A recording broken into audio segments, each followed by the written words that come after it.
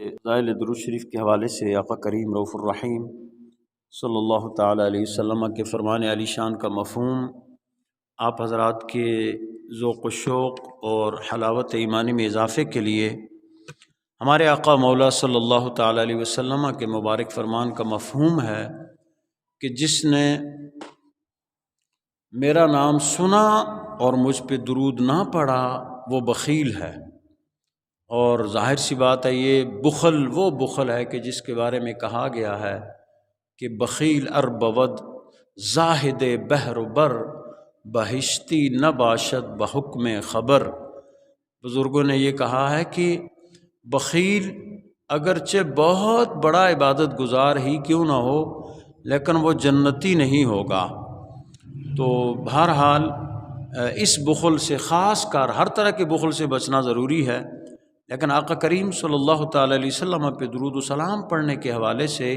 ہمیں خاص اہتمام رکھنا چاہیے کہ جب بھی آپ کا نام نامی اس میں گرامی سماعت کریں تو ضرور آپ کی ذات والا صفات پر درود و سلام پیش کیا کریں۔ اللہم صلی علی سیدنا و مولانا محمد وعلی آلہ وصحبہ وبارک وسلم۔ آج کی نماز جمعہ کی اس مختصر نشست میں گفتگو کرنے کے لیے ہمارا جو گزشتہ عنوان تھا گزشتہ جمعۃ المبارک یعنی تعلیمات غوثیہ کی روشنی میں اوصاف مرشد،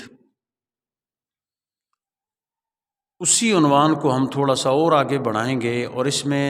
سب کچھ آ جاتا ہے، پھر حضرت غوث پاک کی سیرت بھی آ جاتی ہے، آپ کی تعلیمات بھی آ جاتی ہیں، نصیحت آموز کلمات بھی آ جاتے ہیں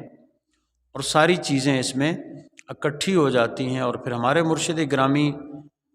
مجدد دوران قیوم زماں حضرت علامہ مولانا اخندزادہ پیر سیف الرحمن مبارک رحمہ اللہ کا بھی عرس منایا گیا گزشتہ دنوں، تو ہم ان کے حوالے سے بھی اس کو آج تھوڑی سی اپنی گفتگو کو اسی عنوان سے ہم اس سے مانمن کر رہے ہیں اور اسی پہ ہم انشاءاللہ بات کریں گے۔ قرآن مجید فرقان حمید برہان رشید کی جو آیہ مبارکہ میں نے پڑھی ہے اس میں اللہ سبحانہ و تعالی نے ایمان والوں کو حکم دیا ہے کہ ایمان لاؤ اور سچوں کے ساتھ ہو جاؤ، یعنی ایمان والوں کو مخاطب کیا، آمنو اتقوا اللہ، تقوی اختیار کرو اور سچوں کے ساتھ ہو جاؤ۔ آج ہم جس خاص جو بزرگان دین کا سبق ہے یا صوفیاء کرام کے یا مرشد کامل کے جو اوصاف ہیں وہ دو بنیادی جو سبق ہوتے ہیں راہ سلوک کے، اس پہ ہم تھوڑی سی بات کریں گے اور اسی میں حضرت غوث پاک کی سیرت بھی آ جائے گی اور ہمارے مرشد گرامی کی بھی اس حوالے سے جو تعلیمات ہیں وہ آپ کے سامنے آ جائیں گی۔ وہ ہیں اکل حلال اور صدق مقال، یعنی حلال کھانا اور سچ بولنا۔ موجودہ دور میں جو ہمارے یہاں ایک تصور ہے خانقاہی نظام کا، بہت سی خانقاہیں ایسی ہیں جہاں پہ الحمدللہ اس کی تصوف کی روح کے مطابق کام ہو رہا ہے، اور جس طرح کے بزرگان دین کا ایک سلسلہ ہوتا تھا، تعلیمات ہوتی تھی مرید کے باطنی احوال کو درست کرنے کے لیے، اسی طرح کا کام ہو رہا ہے۔ لیکن بعض جگہوں پہ ایک رسمی ایک سسٹم جو نسل در نسل چلا آ رہا ہے وہ چل رہا ہے، اور وہ بھی کوئی برا نہیں ہے جو نسل در نسل چلے، لیکن برائی تب آتی ہے کہ جب اس موروثیت میں سے تصوف کا جو حقیقی رنگ ہے وہ غائب ہو جائے۔ یعنی وہ جیسے اقبال نے کہا ہے نا کہ رہ گئی رسم ازاں روح بلالی نہ رہی، فلسفہ رہ گیا تلقین غزالی نہ رہی۔ یعنی وہ جو ایک تصوف کی روح ہے اگر اس موروثی سسٹم میں بھی موجود ہے تو بہت اچھی بات ہے، لیکن اگر موروثی نظام میں وہ تصوف کی روح غائب ہو چکی ہے اور محض ایک رسمی جو ایک پیری مریدی کا سلسلہ ہے وہ رہ گیا ہے، تو وہ جو ہے نا وہ قابل مذمت ہے، کیونکہ مرشد کا جو بنیادی تصور ہے وہ یہ ہے کہ وہ اپنے مرید کا، سالک کا تزکیہ باطنی کرتا ہے، اس کے من کو صاف کرتا ہے، اس کے اندر کے رذائل کو وہ دور کرنے کے لیے اس کی طبیعت کے موافق اس کے لیے وہ اسباق کا تعین کرتا ہے، اس کے لیے معمولات کا تعین کرتا ہے کہ کس مرید کو کون سا جو عمل ہے اس کی تزکیہ باطنی کے لیے بہتر ہوگا۔ تو اس سسٹم کے تحت جو بھی خانقاہی نظام ہے وہ بہت اچھی بات ہے اور ہونا بھی ایسا چاہیے، اور اس کا جو پہلا سبق ہے وہ یہ ہے کہ جب آپ کسی کامل مرشد کے پاس جاتے ہیں تو وہ آپ کو تعلیم کیا دیتے ہیں؟ وہ کہتے ہیں بیٹا حلال کھانا ہے اور سچ بولنا ہے، اور یہ جو حلال کھانے والی بات ہے یہ بہت ہی اہمیت رکھتی ہے، دونوں باتیں بڑی اہمیت رکھتی ہیں اپنی اپنی جگہ پہ، لیکن ظاہر سی بات ہے کہ انسان کا جو اس کے چلنے پھرنے کا دار و مدار ہے، اس کے معمولات زندگی نارمل انداز میں گزارنے کا دار و مدار ہے، وہ اللہ سبحانہ و تعالی نے اس کی مادی خوراک پہ رکھا ہے۔ ایک بندہ اگر 2 ٹائم یا 3 ٹائم کھانا نہ کھائے تو وہ ہر کام میں پھر سست ہو جائے گا، وہ کوئی دنیا کا کام نہیں کر سکے گا، وہ ایک جگہ پڑا رہے گا، اس کو کھانا اگر نہ ملے۔ رمضان المبارک کے مہینے میں کیا ہوتا ہے، مطلب ایک ٹائم کا کھانا ہم لوگ مس کرتے ہیں، اگرچہ اس کی کسر سحری میں بھی نکالتے ہیں اور پھر افطاری میں بھی نکالتے ہیں، لیکن بہرحال ایک وقت مس کرنا پڑتا ہے، تو اس کے لیے مطلب کیا حالت ہوتی ہے انسان کی۔ بعض لوگوں کی تو حالت بہت ہی غیر ہو جاتی ہے اور وہ مطلب بہت مشکل سے وہ وقت گزارتے ہیں۔ یعنی مطلب کیا ہے کہ آپ کے جسم کی حرکت کے لیے ایک تو اللہ کا حکم ہے، وہ تو سب سے اس سے تو کسی کو انکار نہیں ہے، لیکن جو مادی غذا ہے وہ جب تک آپ کو نہیں ملے گی آپ کے جسم کی حرکات درست نہیں ہوں گی، اور آپ کوئی مطلب کام کرنے کے قابل نہیں رہیں گے۔ تو ظاہر سی بات ہے جب آپ کے جسم میں خوراک کا وافر ذخیرہ آپ کے جسم کی ضرورت کے مطابق، وافر سے یہ مراد نہیں کہ بندہ اتنا کھا لے کہ پھر ہلنے کے قابل نہ رہے، نہیں، مطلب جو ایک آپ کے جسم کی ضرورت ہے، ہمارے آقا صلی اللہ علیہ وسلم کا کہ مبارک فرمان کا وہ مفہوم ہے کہ 3 حصے کرو اپنے معدے کے، ایک کھانے کے لیے چھوڑو، ایک پانی کے لیے چھوڑو، اور ایک جو ہے نا وہ ہوا کے لیے چھوڑ دو، کہ تم اتنا بھر کے ڈٹ کے نہ کھاؤ کہ تمہیں پھر سانس لینے بھی مشکل پیش آ جائے۔ بہرحال عرض یہ کر رہا تھا کہ کھانا کھانے کی، خوراک کی بڑی اور بنیادی اہمیت ہے، اور یہ جو صوفیاء کرام اللہ والے ہیں یہ جب کوئی مطلب چلہ کرتے ہیں، چلہ بھی کیا ہوتا ہے؟ تزکیہ باطنی کے لیے، اپنے باطن کو صاف کرنے کے لیے، اپنے باطن کو پاک کرنے کے لیے جب کوئی وہ چلہ کرتے ہیں، اس طرح کا کوئی عمل کرتے ہیں، تو مرشد جب انہیں چلہ دیتا ہے تو خاص ہدایت کرتا ہے کہ بیٹا تمہاری غذا جو ہے نا وہ بالکل ایک تو خالص ہونی چاہیے، اور دوسرے وہ خاتون بنائے یا وہ شخص بنائے کہ جو بے نماز نہ ہو، کیونکہ بے نماز کے ہاتھ کا جو کھانا ہے وہ انسان کے اندر نحوست پیدا کرتا ہے، وہ انسان کی روحانی ترقی میں بہت بڑی رکاوٹ ہے۔ بے نماز انسان کے ہاتھ کا کھانا، چاہے وہ مرد ہو یا عورت ہو۔ تو وہ یہ تلقین کرتے ہیں کہ تم نے کھانا جو کھانا ہے اس کا خاص اہتمام کرنا ہے، اور اگر چلہ کرنے کے دوران انسان خدا نخواستہ بے نماز کے ہاتھ کا کھانا کھا لے، یا وہ کوئی مشکوک کھانا ہو، یعنی اس کا مطلب صحیح اس میں حلال کے ساتھ ساتھ کچھ ایسی آمیزش ہو جو جائز نہیں ہے، تو وہ اس کا سارے کا سارا جو نظام ہے وہ ختم ہو جاتا ہے۔ اس لیے بنیاد کیا ہے؟ حلال کھانا،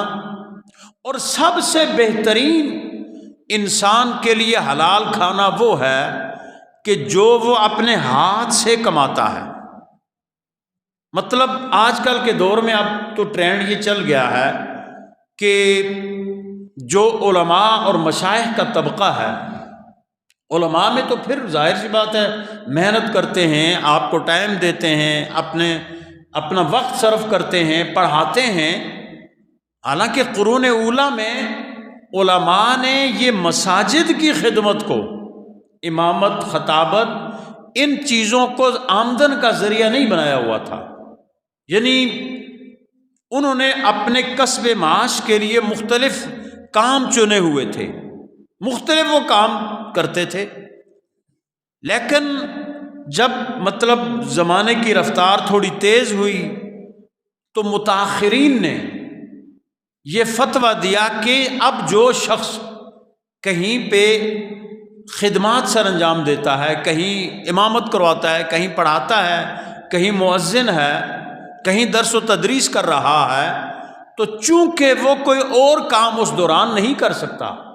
ظاہر سی بات ہے جو آپ کا امام ہوتا ہے، جو آپ کا خطیب ہوتا ہے، جو کہیں پہ پڑھاتا ہے، اس کا سارا وقت پھر آپ کے لیے وقف ہوتا ہے۔ کسی بھی وقت آپ آ کے اس کا دروازہ کھٹکھٹا سکتے ہیں، جی استاد جی دعا کرنی ہے، فلاں کام کرنا ہے، فلاں کام کرنا ہے، تو ظاہر سی بات ہے استاد صاحب اگر دکان پہ کہیں جا کے کاروبار کریں گے تو وہ کدھر آپ کے دعا کریں گے۔ تو اس لیے علماء نے یہ فتویٰ دیا کہ اب یہ تنخواہ جو ہے، اعزازیہ جو ہے، وظیفہ جو ہے ان کے لیے جائز ہے،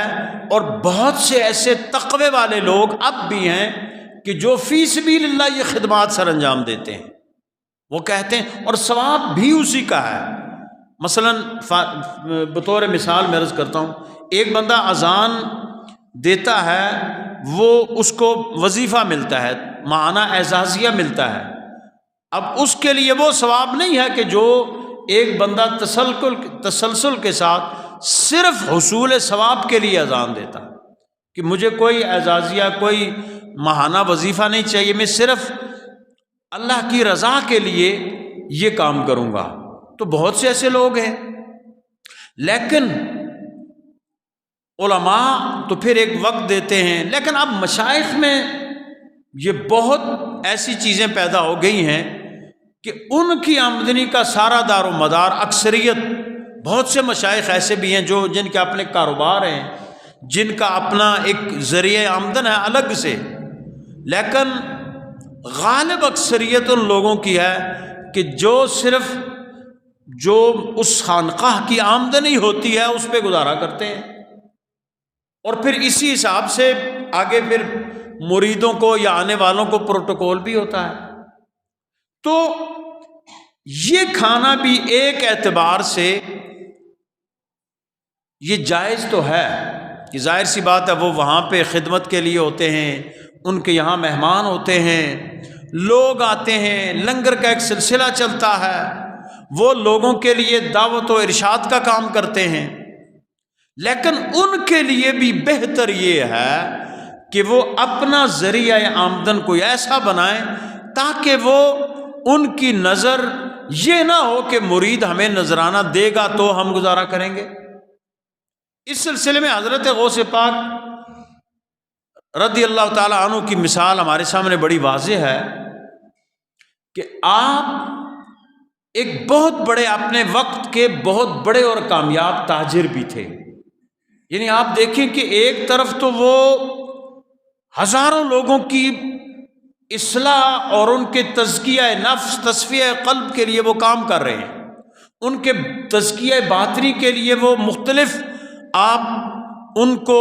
کو سبق دیتے ہیں، ان کو تعلیم دیتے ہیں، اور دوسری طرف آپ نے اپنی تجارت کے لیے بھی ایک وقت مختص کیا ہوا ہے، اور نہ صرف اپنا گزارا اپنی تجارت سے کرتے تھے بلکہ بہت سے لوگوں کی وہ کفالت بھی فرمایا کرتے تھے۔ یہ جو 11ویں شریف کا مطلب ایک ہے نا تصور، یہ کیسے ہوا؟ ہمارے ہاں تو لوگ مختلف مطلب اس میں افراد و تفرید کا شکار ہیں۔ ایسا تھا کہ آپ چونکہ سخی تھے، اور سید کی سب سے بڑی علامت ہی یہ ہوتی ہے کہ وہ سخی ہوتا ہے، وہ ایک دم بس اللہ کی راہ میں خرچ کرنے پہ، اللہ کی مخلوق پہ خرچ کرنے میں ذرا بھی نہیں پیچھے ہٹتا ہے، ایک دم بس وہ اخراجات اللہ کی راہ میں خرچ کرنا اس کا ایک شوق ہوتا ہے۔ تو آپ مخلوق خدا کی خدمت کرتے رہتے تھے، لیکن بسا اوقات یہ ہوتا کہ کوئی سائل آتا تو آپ کسی تجارتی سفر پہ ہوتے، آپ گھر میں موجود نہ ہوتے، تو آپ کے گھر میں عدم موجودگی کی وجہ سے اس سائل کو جو ہے نا وہ مایوس لوٹنا پڑتا۔ تو آپ نے پھر اس کا حل یہ نکالا کہ آپ نے ایک دن مقرر کر دیا کہ ہر مہینے کی جو 11ویں تاریخ ہے، 11ویں اور 12ویں شب، اس کو رسول اللہ صلی اللہ علیہ وسلم کے میلاد شریف سے نسبت ہے، تو آپ نے 11ویں کو مختص کر دیا کہ اس دن میں گھر پہ ہی ہوں گا، اور جتنے لوگ دور و دراز سے آئیں گے ان لوگوں کو میں ان کی خدمت، ان کو جو مطلب ہے میں ان کو پیش کرتا ہوں، ان کو جو عطا کرتا ہوں، وہ جو ان کی کفالت کے لیے دیتا ہوں، وہ 11 تاریخ کو آیا کریں۔ اب چونکہ آپ آگے پیچھے جہاں بھی ہوتے تو 11 تاریخ کو آپ اپنے آستانے پہ پہنچ جاتے۔ یوں جتنے بھی سائل آتے اور جتنے بھی لوگ طالب آتے وہ آپ سے فیضیاب ہوتے تھے، مادی طور پہ بھی مدد کرتے تھے آپ، اور روحانی طور پہ بھی ان کی تربیت کرتے تھے۔ اس بنا پہ آپ کا نام مشہور ہو گیا 11ویں والا پیر۔ ان کو لوگ اسی نام سے ہی پھر پکارتے تھے آپ کی زندگی میں بھی۔ تو یہ بنیادی طور پہ میں جو عرض کرنا چاہتا ہوں وہ یہ عرض کرنا چاہتا ہوں کہ اب دیکھیں، نہ صرف وہ اپنی آمدنی سے اپنے کنبے کی کفالت کرتے تھے بلکہ عام غریب لوگوں کو بھی وہ ان کی بھی اعانت فرماتے تھے۔ تو یہ جو ایک سلسلہ ہے یہ سب سے بہترین سلسلہ ہے۔ وہ ہمارے آقا صلی اللہ علیہ وسلم کا مشہور فرمان کا مفہوم ہے نا کہ جو اوپر والا ہاتھ ہوتا ہے وہ نیچے والے سے بہتر ہوتا ہے۔ مطلب کیا ہے کہ جو دینے والا ہے وہ لینے والے سے بہتر ہوتا ہے۔ اب یہ جو میں عرض کر رہا تھا کہ حلال کھانا یعنی سب سے بہترین کمائی، سب سے بہترین کھانا وہ ہے جو آپ خود اپنی محنت سے کمائیں۔ اور اسی لیے قرون اولیٰ کے صوفیاء کرام نے، بزرگان دین نے، علماء نے اپنے لیے مختلف مطلب ذرائع آمدن مقرر کر دیے تھے۔ کوئی محنت مزدوری کرتے تھے، کوئی کاروبار تجارت کرتے تھے، گلہ بانیاں کرتے تھے، مال مویشی اور ذمہ داری، زراعت، یعنی اس طرح کی چیزیں جو آج کے دور میں ہمارے مشائخ اور علماء الا ماشاء اللہ باقی لوگ کتراتے ہیں کہ بھائی میں کیسا لگوں گا، میں میلے کپڑے پہنے ہوئے اور مطلب میں زمین میں ہل چلاتا ہوں یا میں زمین میں کوئی اور جو ذمہ داری کا کام کرتا ہوں، میں کیسے اچھا لگوں گا۔ یعنی اس کو لوگ معیوب سمجھتے ہیں، حالانکہ یہ معیوب نہیں ہے، سب سے بڑھ کے یہ کہ وہ رسول اللہ صلی اللہ علیہ وسلم کی سنت ہے۔ اور پھر حضور کے بعد جتنے بھی صحابہ کرام ہیں اور ایک سلسلہ چلا آ رہا ہے اولیاء کرام کا، انہوں نے بھی لوگوں پہ تکیہ نہیں کیا بلکہ اپنے ہاتھ کی کمائی سے انہوں نے کھایا۔ اور اس کا سب سے بہترین صلہ انسان کو کیا ملتا ہے؟ حلال کھانے سے، اور بالخصوص اپنے ہاتھ کی کمائی کھانے سے کیا صلہ ملتا ہے کہ اس کے جو تزکیہ باطنی کا ایک نظام ہے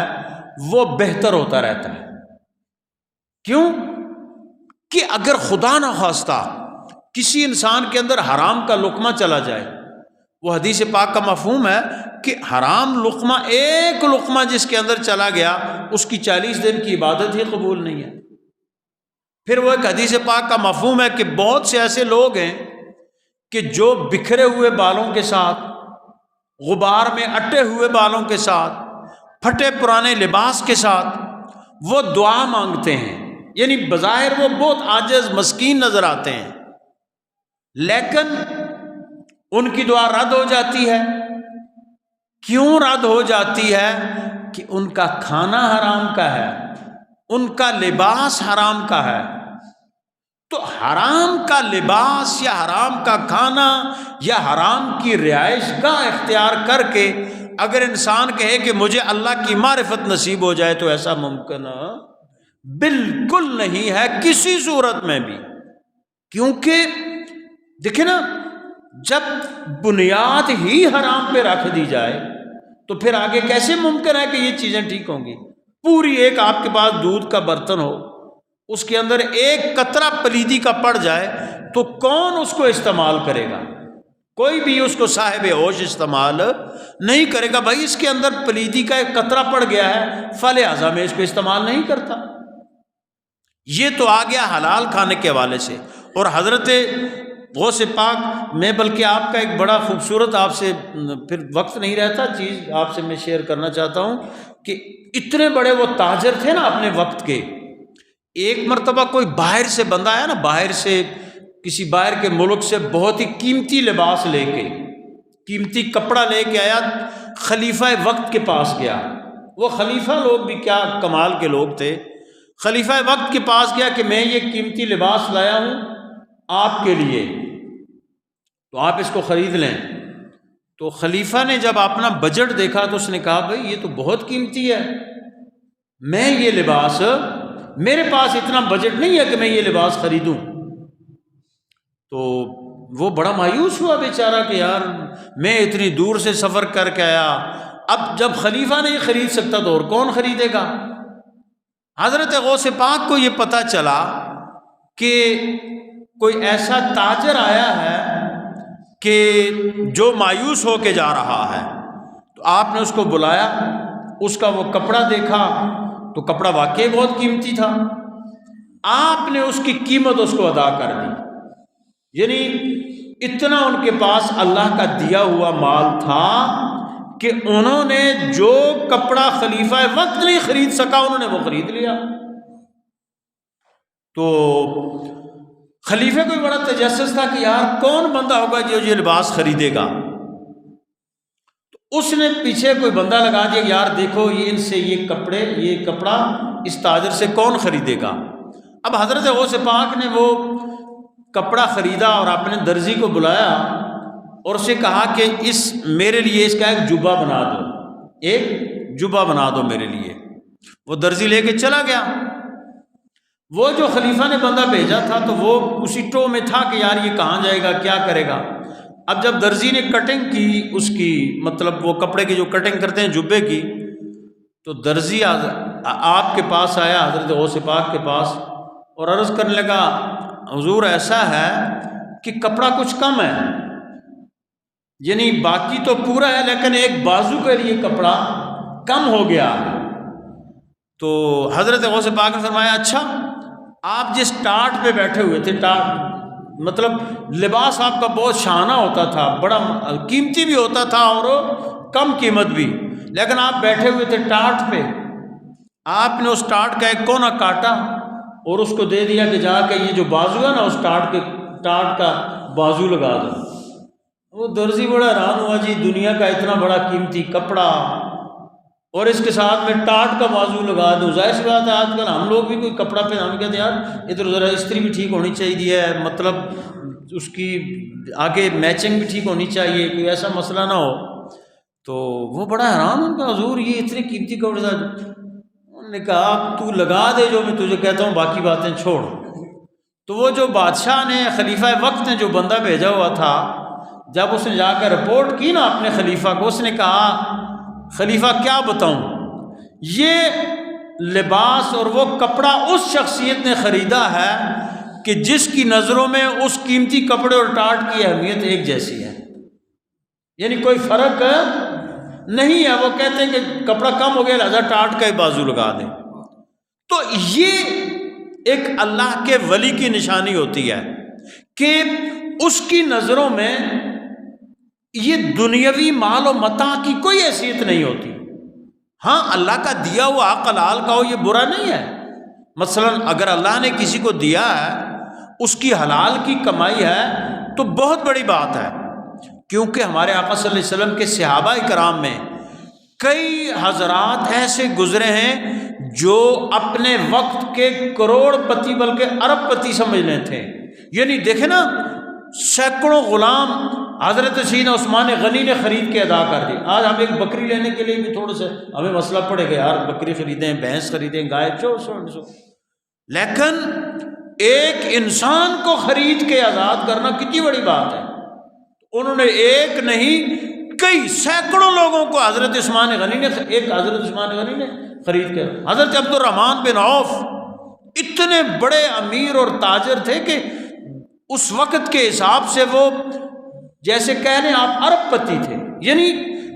اسی طرح اولیاء کرام میں بہت ایسے لوگ گزرے ہیں جو جن میں، اور بڑی بحث کی ہے اس پہ حضرت داتا گنج بخش علی حجویری رحمۃ اللہ علیہ نے اپنی کتاب کشف المحجوب میں، کہ فقر اور غنا اس پہ بحث کی اور بہت سی باتوں میں بحث کی ہے، لیکن اس میں عام دنیا دار میں اور اللہ کے ولی میں فرق کیا ہے کہ عام دنیا دار دنیاوی مال و متاع کو سب کچھ سمجھتا ہے۔ وہ کہتا ہے کہ بس مطلب وہ حل میں مزید اور اضافہ اسی میں لگا رہتا ہے، لیکن جو اللہ کا ولی ہوتا ہے اس کی نظروں میں اس مال کی وقت کوئی نہیں ہوتی، صرف اس لیے ہوتی ہے کہ اللہ کی مخلوق کی خدمت کی جائے، مخلوق خدا پہ خرچ کیا جائے۔ اور یہی طریقہ حضرت غوث پاک رضی اللہ تعالیٰ عنہ کا تھا۔ اور دوسری بات جو صدق کے مقال میں، ابھی ایک عقل حلال پہلے سبق کی بات کی ہے، دوسرا کیا ہے صدق مقال، یعنی سچ بولنا۔ اور میرے بھائیوں یہ سب سے مشکل بات ہے، یہ سچ بولنا۔ عمومی طور پہ لوگ سمجھتے ہیں کہ یار اس میں تو کوئی ایسی بات نہیں ہے، لیکن سب سے مشکل کام یہی دو ہیں ابتدا سے۔ حلال کھانا، دیکھیں نا، ایک ایسا شخص ہے کسی بڑے اور اعلیٰ منصب پہ وہ فائز ہے، اس کے پاس کسی بندے کا کام رکا ہوا ہے، کوئی دوسرا بندہ لا کے کوئی 1,00,000 2 لاکھ کی گڈی اس کے سامنے رکھتا ہے اور کہتا ہے جی میری اس فائل کو نکالیں، یہ آپ کے لیے 2 لاکھ حاضر ہے، 3 لاکھ حاضر ہے، جو بھی ہے۔ اگر وہ بندہ اس وقت انکار کر دیتا ہے محض خدا خوفی کی وجہ سے کہ اگر میں حرام کھاؤں گا تو میرا رب مجھ سے ناراض ہوگا، میں اپنی اولاد کو حرام کھلاؤں گا تو وہ جہنم کا لقمہ بن جائیں گے، میں یہ کام ناجائز کام نہیں کرتا، تو یہ کتنی بڑی بات ہے، بہت بڑی بات ہے کہ اس نے اپنے آپ کو حرام کھانے سے بچا لیا۔ اسی طرح ایک سچ ہے، سچ بولنا، اس کی آپ اہمیت اس سے لگا۔ ہمارے آقا صلی اللہ علیہ وسلم کی خدمت اقدس میں ایک شخص حاضر ہوا، ظاہر سی بات ہے وہ صحابی رسول تھا، ایمان والا تھا۔ اس نے کہا یا رسول اللہ 3 عیب ہیں مجھ میں، 3 عیب۔ ایک عیب یہ ہے کہ میں شراب پیتا ہوں، دوسرا عیب یہ ہے کہ میں بدکاری کرتا ہوں، مطلب مجھ سے میں نہیں بچ پاتا، بہت کوشش کرتا ہوں، تیسرا یہ ہے کہ میں جھوٹ بولتا ہوں۔ تو یا رسول اللہ ایک گناہ میں چھوڑ سکتا ہوں، تو ایک آپ ارشاد فرمائیں میں ایک گناہ چھوڑ سکتا ہوں، تو اکٹھے تینوں مجھ سے بڑا مشکل ہے۔ تو آقا کریم صلی اللہ علیہ وسلم کی اس بصیرت پہ قربان جائیں، حضور نے فرمایا جھوٹ بولنا چھوڑ دو، جھوٹ بولنا چھوڑ دو۔ وہ بڑا حیران ہوا کہ اتنے بڑے 2 گناہ، ورنہ ظاہر سے ہم سب کوئی ہوتا تو ایک لگاتا کہ تو مطلب ادھر کرتا ہے۔ دین میں بھی اب حکمت ہے نا، اب حضور نے اس کو یہ نہیں فرمایا کہ بھئی تو یہ اتنے بڑے گناہ کرتا ہے تو اب آگے ایک ادھر بخشوانے، نہیں، حضور نے فرمایا جھوٹ بولنا چھوڑ دے۔ وہ بڑا مطمئن ہو گیا کہ یار یہ کون سا مشکل کام ہے، تو وہ چلا گیا۔ اب جب اس کا وہ عادت جو تھی اس کی، وہ مطلب شراب کی، اس کا وقت آیا، اس کو ایسی اس کی طلب محسوس ہوئی نا جی، تو اس نے جب وہ ڈالا والا سامنے رکھا، اس نے کہا ارے میں نے تو حضور سے وعدہ کیا ہوا ہے کہ جھوٹ میں نے نہیں بولنا، اور جب میں حضور کی مجلس میں جاؤں گا حضور مجھ سے پوچھیں گے، ظاہر سی بات ہے میں نے وہاں اقرار کیا کہ میں یہ کام کرتا ہوں، تو جب حضور مجھ سے پوچھیں گے کہ تو نے شراب پی ہے، تو ظاہر سی بات ہے میں تو جھوٹ بولنے کا میں نے وعدہ کیا، تو میں کہوں گا ہاں پی ہے، تو 80 کوڑے مجھے لگیں گے۔ تو پھر تو بعد میں اس نے کہا میں 80 کوڑے کیسے برداشت کروں گا، اس نے کہا یار بوتل پانی چھوڑو۔ اچھا جی، اب شراب سے تائب ہو گیا۔ اب جب اس کا وہ بدکاری کا اس کو مطلب ایک وہ مطلب محسوس ہوا، اس پہ وہ آنے لگا، پھر لگا اچھا ہاں ہوں تو میں شادی شدہ ہوں، اگر مجھے حضور نے پوچھا کہ تو نے بدکاری کیا تو ظاہر سی بات ہے میں انکار نہیں کر سکوں گا، کیونکہ میں نے وعدہ کیا ہے کہ میں سچ بولوں گا، تو اگر مجھ سے پوچھا تو میں کہوں گا یا رسول اللہ ہاں میں نے یہ کام تو کیا ہے، تو مجھے پھر سنسار کیا جائے گا، تو لہذا میں تو دنیا ہی سے جاؤں گا، لہذا بہتر یہ ہے کہ میں اس کام کو بھی چھوڑ دوں۔ اب دیکھیں حضور کی حکمت اور سچائی کی برکت کہ ایک ایسا انسان جو عادی مجرم تھا، وہ ذرا سی ایک بات اور ایک حکمت، کیونکہ میں اکثر ایک بات کہتا ہوں کہ جو شیخ ہوتا ہے، جو پیر ہوتا ہے یا جو استاذ ہوتا ہے، وہ اپنے مرید کی، اپنے طالب علم کی جب تک اس کے مزاج کو سمجھ کے تربیت نہیں کرے گا نا، وہ اس کو ضائع کر دے گا۔ تو یہ حضور کی ایک صفت تھی جو اللہ نے آپ کے اندر پیدا کی تھی کہ حضور اپنے جو امتی ہیں، حضور کے جو صحابہ تھے اس وقت، جو حضرات زیر تربیت تھے، ان کے مزاج کے موافق ان کے لیے آپ تعین کرتے تھے چیزوں کا، اور اس طریقے سے وہ لوگ پھر کیا ہوا کہ خود نہ تھے جو راہ پر اوروں کے ہادی بن گئے۔ کیا نظر تھی جس نے مردوں کو مسیحا کر دیا، تو اس میں وہ لوگ کیا ہو گئے، وہ راہ حق پہ آ گئے۔ تو ایک جھوٹ چھوڑنے کی برکت سے کیا ہوا، وہ بندہ مطلب تائب ہو گیا اور سچا اور پکا مسلمان بن گیا۔ اور میں آپ سے عرض کروں کہ یہ جھوٹ کی نحوستیں کتنی ہوتی ہیں، دیکھیں نا، اللہ سبحانہ و تعالیٰ نے اور رسول اللہ صلی اللہ علیہ وسلم نے خود منع فرمایا ہے کسی مسلمان پہ لعنت کرنا، کہ جو مسلمان ہو اس پہ لعنت کرنا جائز نہیں ہے۔ مثلا ہمارے ہاں مطلب جو تھوڑی بہت ہمارے ہاں کبھی تھوڑی بہت رنجش بھی پیدا ہو جائے، کوئی ایسی چیز پیدا ہو جائے تو لوگ ایک دم مطلب بہت زیادہ انتہاؤں پہ چلے جاتے ہیں،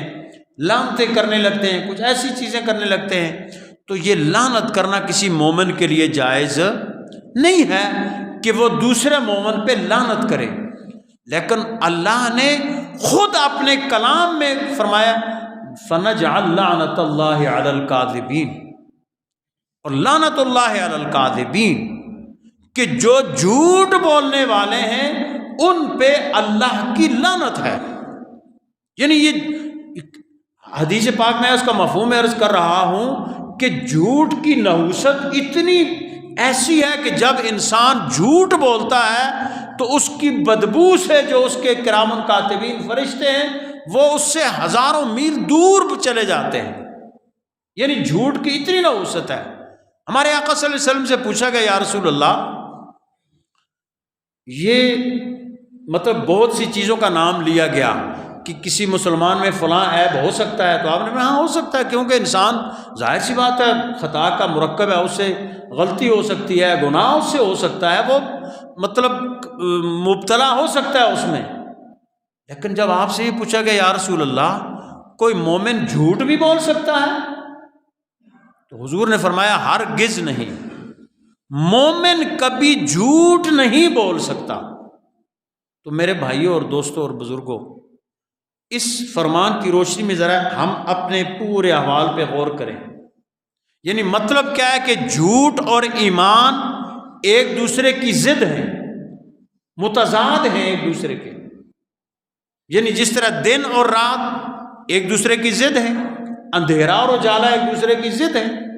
اسی طرح جھوٹ اور ایمان ایک دوسرے کی ضد ہیں۔ یعنی جو مومن ہوگا وہ جھوٹا نہیں ہوگا، اور جو جھوٹا ہوگا وہ مومن نہیں ہوگا۔ جب انسان جھوٹ بولتا رہے گا مسلسل تو اس کے اندر سے ایمان بالکل وہ ایمان سے فارغ ہو جائے گا۔ اس لیے طریقت کی، سلوک کی جو بنیاد جو شیخ کامل ہے، مرشد کامل ہے، وہ پہلے سبق ہی یہی دو دیتا ہے کہ عقل حلال، حلال کھاؤ، اور صدق مقال، سچ بولنا۔ جب تک یہ دو چیزیں ہمارے اندر نہیں ہوں گی، کسی بھی سالک کے اندر، راہ سلوک پہ چلنے والے کسی بھی انسان کے اندر، جب تک یہ دو صفتیں نہیں ہوں گی، محض ایک رسمی، ایک جیسے ہماری اب رسمی رہ گئی ہیں ساری چیزیں، وہ تو چلتی رہیں گی، لیکن جو حقیقی ایمان کے انوار ہیں، ایمان کے جو تقاضے ہیں، وہ اس وقت تک پورے نہیں ہوں گے کہ جب تک ہم ان اسباق کو اپنائیں گے نہیں، اس طریقے پہ چلیں گے نہیں، اس وقت تک ہم راہ سلوک پہ، یا ہم کہیں کہ ہم کوئی ایمان کے حقائق کو پالیں گے، تو یہ بہت مشکل بات ہے۔ یہ میں نے گزارشات آج اس نسبت سے کہ گزشتہ جمعے کو بھی ہمارا یہی موضوع تھا، تعلیمات غوثیہ کی روشنی میں مرشد کامل کے اوصاف، اور جو آپ کا کامل مرشد ہے، جس کے ہاتھ میں آپ ہاتھ دینے ہیں، اس کی اپنی کیا ہونی چاہیے؟ کیا یہی جو ایک ہمارا روایتی سلسلہ ہے؟ نہیں، اس کے لیے جو شریعت نے علامات مقرر کی ہیں، جو صوفیاء کرام نے ایک اس کے لیے کلیے طے کیے ہیں، اگر کوئی شخص ان کے مطابق ہے تو اس کے ہاتھ میں آپ ہاتھ دے سکتے ہیں، اس کے آگے زانوِ تلمذ طے کر سکتے ہیں۔ لیکن اگر کوئی شخص محض دنیا داری کے لیے اس پورے نظام کو اپنائے ہوئے ہے، محض اپنے اس مطلب نفس کی خاطر، یا اس خاطر جی کہ ہمارے باپ دادا جو تھے وہ آباء و اجداد وہ بڑے نیک تھے، اولیاء اللہ تھے، بالکل تھے، لیکن آپ کو بھی ان کے راستے پہ چلنا ہوگا، کیونکہ وارث حقیقی تبھی کہلا سکتا ہے کہ جب وہ اپنے مورث کے پورے نظام کو اپنائے۔ اگر وہ اس پہ نہیں چلتا تو یہ محض دھوکہ ہے، محض فریب ہے، اور اپنے آپ کو دھوکے میں ڈالنے والی بات ہے، کیونکہ جو مرشد کامل کا تصور ہے وہ یہ نہیں ہے کہ کوئی جھاڑ پھونک ہو جائے، کوئی آپ کو تعویذ دھاگا دے دے، یہ تو سارے لوگ کرتے ہیں۔ اصل مرشد کا تصور یہ ہے کہ جو آپ کے من کو صاف کر کے، آپ کے من کے اس برتن کو پالش کر کے آپ کو اس طرح بنا دے کہ پھر آپ جب نیکی کی بات آئے تو آپ کا دل تڑپ جائے، اذان کی آواز سنیں تو تڑپ جائیں، جب نماز کا وقت ہو تو تڑپ جائیں، کوئی نیکی کا کام کرنا ہو تو ایک دم آپ اس کے لیے ایک دم مستعد اور تیار ہو جائیں۔ اسی کو تزکیہ باطنی کہتے ہیں۔ اور اگر یہ کیفیت حاصل نہیں ہے تو پھر یہ ساری چیزیں جو ہیں وہ لا حاصل ہیں، اور ان کا کوئی ما حاصل نہیں ہے۔ یہ میں نے اپنے حضرت صاحب کے، ہمارے حضرت صاحب کا گزشتہ دن عرس ہوا، اور حضرت غوث پاک رضی اللہ تعالیٰ عنہ کا عرس بھی منایا جاتا ہے اس مہینے میں، اس حوالے سے میں نے یہ گفتگو کر دی ہے۔ انشاءاللہ میرے ذہن میں یہ ہے کہ اگر زندگی نے وفا کی تو ہم اگلے جمعے پہ تھوڑا سا ضرورت مرشد کے عنوان سے، اور پھر یہ جو سلوک کی جو باتیں ہیں یہ میں آپ سے، چونکہ میرا جو بنیادی موضوع ہے وہ یہی ہے، اصلاح ہے، اپنی اصلاح ہے، نفس کی اصلاح ہے، معمولات کی اصلاح ہے، عقائد کی اصلاح ہے، اور اس سے آگے میں جاتا ہی نہیں ہوں۔ اور یہی میں کوشش کرتا ہوں کہ قرآن و سنت کی روشنی میں آپ حضرات کی خدمت میں یہ چیزیں پیش کر سکوں۔